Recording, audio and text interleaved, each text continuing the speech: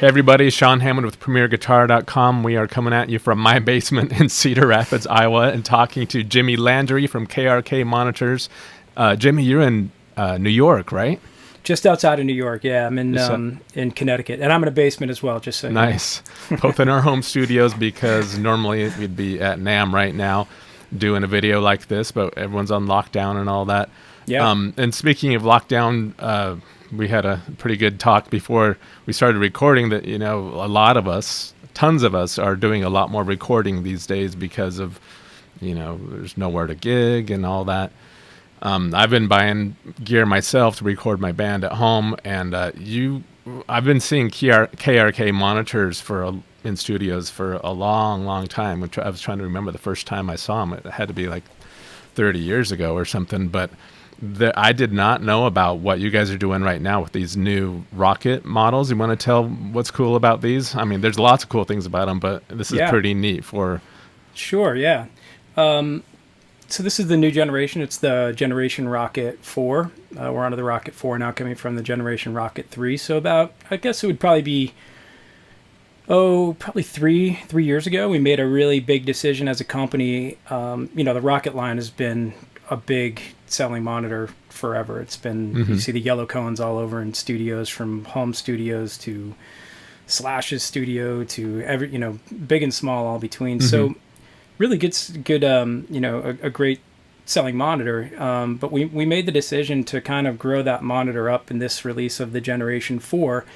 And when I say grow it up, I mean more like just more accuracy. Like, we really spent a lot of time getting this monitor dead on accurate. And there's a lot of reasons for that. You and I have discussed, a lot of it. I think one of the reasons why we decided to go this route with the Rokit to become a little bit more professional, or a lot more professional, is just because people are starting to do what we're doing, right? We're in a basement right now. I mean, some of these records that are coming out now are created in spaces that you're in, a space that I'm in right now.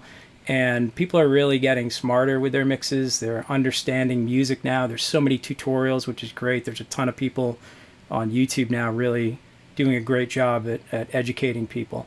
So we wanted to grow the Rokit line up and really make it a monitor that's great for recording, great for monitoring, great for mixing, great for mastering. And there's a lot of different, things that we did to that monitor to achieve what we were going for. Now, when you say accuracy, it's like I would say probably the average Premier Guitar viewer and reader is probably a lot like me, in that, like, we spend, and maybe you too, we spend so much of our time obsessing about guitars and pickups and pedals and our amps and are you a Vox or a Fender or a Marshall or whatever, that type of guy, or about our tubes and all that, and how great that our guitar sounds when we're playing. But especially when you're recording, and especially if you're doing mixing, if you're trying to record this stuff and you go back and listen and you're making decisions based on monitors that aren't really playing back what is actually captured on your hard drive very accurately, then you're going to have a tough time or be really disappointed maybe later when you're like listening on something else. You're like, that's not how it sounded before. So accuracy is a big deal. It's the opposite of what we usually look for in the instrument toys we look for, which are all about coloration of our tone. That's exactly it. Yeah, without a doubt. You nailed it. I mean, it's all about decisions that you make when you're getting your tone, or decisions that you're making when you're mixing your guitar tones, or even just miking, just when you're trying to decide where to mic it. Yeah, exactly. So the more accurate information you have when you're hearing something coming out of the speakers, the more accurate your decisions are going to make. And in the grand scheme of things, it's almost like a recipe. It's all these ingredients that you put in. You put in drums, you put in vocals, you put in a lot of different things. And at the end of the day, you want things to go in as accurately as possible, so that when you do get to that mixing standpoint, everything is how you intended it to be when you created these sounds. And that's a big part of it with the Rokit Generation 4s, is the technology that we put into it. And we haven't even gotten to what, to me, in terms of monitors, I know all the big names, Janelec and all that stuff, but I'm not even close to an expert, and I'm totally guilty actually of skimping on my own monitors because I'd rather spend the money on guitar toys. As far as what to me seems the most interesting about this new series, as you described it before we started rolling tape, was something we haven't discussed about, and that discussed so far, and that is this technology that actually reads the room and helps you tune the response of these Rokit monitors. Tell us about that. Yeah, so the technology we put into the Rokits, it comes with an app. So it's the KRK Audio Tools app, which has 6 tools in it. One tool works specifically with the Rokit Generation 4 series, and then there's 5 tools that will work with any monitor setup whatsoever. But the one it's called the EQ recommendation tool. It's you can download the KRK app on for Android and for on the iOS store. And basically what it is you just send. So I've got the app on here. I've got a wire going into this, and you send you send a signal from your phone or or tab into directly into your monitors, or you could send it into your interface. And what that's going to do is it's going to send pink noise. It generates a tone of pink noise. The pink noise comes out of the Generation 4 monitors for 20 seconds. It analyzes your surroundings. It analyzes the tone. And at the end of that period of time, it shows you the best recommended settings on the back of the monitor. So we have 25 presets on the back, which are all calculated from algorithms and from a lot of research, right? Mm-hmm. And the intention of it is to get, to get as close as possible. It's going to get you in a better spot. Flat environment. Close. Exactly. Yeah. I mean, so, go ahead. You're basically going to use that app sitting from the position you would normally be listening to your monitors Correct. in, right? You don't have to walk around your whole recording room or anything, just where you sit to mix and playback and all that. Exactly, yeah. And we've done a lot of calculations on this. What we do is we do a figure 8 motion in front of the speakers in the stereo field. So that we've found just from, so it kind of picks up everything evenly. And, 19 times out of 20, you're going to get the exact same response. So that's we've know from just experimenting so much in so many different runs in so many different environments that it's accurate doing it that way. Okay, so you use the app, do the figure 8 motion with the 20 seconds of pink noise, and then on the back of the Generation 4 Rokit speakers, there's a little LCD interface, I think.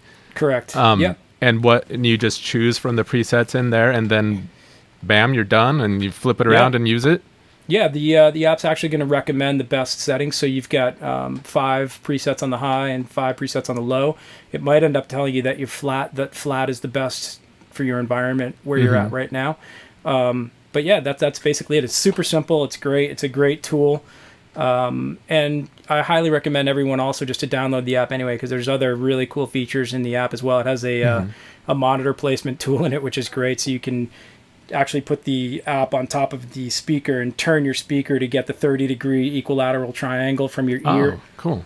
Yeah, it's really cool because sometimes that makes a difference even with the stereo field and your listening environment and kind of getting that sweet spot. Every monitor manufacturer and every monitor really has a different sweet spot. So if you've got that equilateral triangle going from the 2 monitors and to your ear, again, you're in a better spot than not knowing how to do that. So it's pretty cool because sometimes even if you get to like a 20 degree, if one monitor is at 20 degrees, another monitor is at 32 degrees, that's going to make a difference on where you're listening when you're mixing. So and that's really cool. Is that LCD screen on the back, is that pretty much all it's for, is choosing the preset, or can you actually customize it if you're like, nah, I feel like it needs to go down a little bit here? It's all presets on the EQ side of it, but there are other features on that LCD as well. For example, you can turn all the Rokits have a great feature, which they go into automatic standby after a certain period of time, and you can disable that function as well. You can turn up the display if you want in terms of the contrast. There's other features on the back of that LCD, so it does have the EQ, but there's other features as well that are more like system features on the back of that. Yeah. Now, how many different versions of Rokit Generation 4 monitors are there? Versions right now we have or a different Rokit. sizes or whatever. Yeah. We have the 5-inch, the RP5, 7-inch RP7, RP8, which is the 8-inch, and then we have a really big, really loud, really awesome RP10 3, which is a 3-way tri-amp system, and that one is pretty cool. It's a whole different thing. You can either have it horizontal or vertical. When you're mixing and mastering, it's a great speaker. And are all of them active or some passive? They're all active now. Yeah, so all active with built-in power amps. Exactly. Yep. Exactly. Okay, what's the price range on these? Yeah, so that's the good news about the Rokits is they've always been very affordable. But with price being in mind, like a lot of guys are using Rokits. They don't even care about the price. I mean, we have a bunch of super high-end artists and producers that are using Rokits, but it's not really about the price. But from the price range is $179 up to $499. So wow, the 10-inch one is only $479. Yeah, $499. How many watt? What's that? $499. Mm-hmm. And how many watts is that largest one? I'd have to check on that. I don't remember the watts off the top of my head on the large one. But it's great. It's a 3-way system, Class D amplification. It's Kevlar speakers on the whole line, Kevlar material in the woofers and tweeters, matching woofer and tweeter. So for the price of what you're getting, it's a great system. Cool. As a guitar player talking to another guitar nerd who's clueless about this in many ways, do you have specific recommendations? I mean, of course, probably everyone's like, I just want to get the top of the line one, but do you feel like there are certain ones that the average guitarist would gravitate toward the most in this range?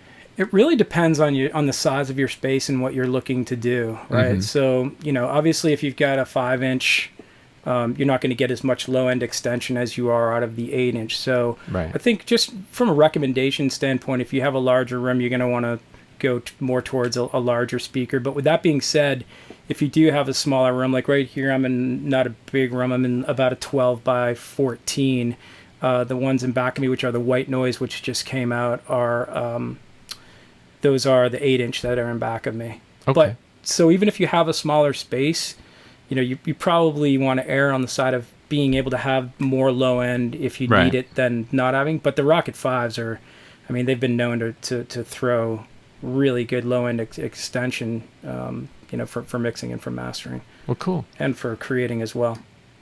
Well, thanks for joining us, Jimmy. Do you want to tell people where they can go online to find out more about the new Rokit Generation 4 speakers and all the other KRK stuff? Sure, yeah. If you just go to krkmusic.com, that's our website, and we have all of our speakers there, from our subwoofers to the headphones that I have on to the V series, which is a whole nother level of monitors. But a lot of information there, and appreciate you having us on here today. Yeah, no problem. Thanks for joining us, and thanks for joining us, guys. Head over to the KRK site and then premierguitar.com, and don't forget to subscribe to our channel so you don't miss any of our other Summer Gear Slam videos, rig rundowns, lessons, all that stuff. Take care, guys.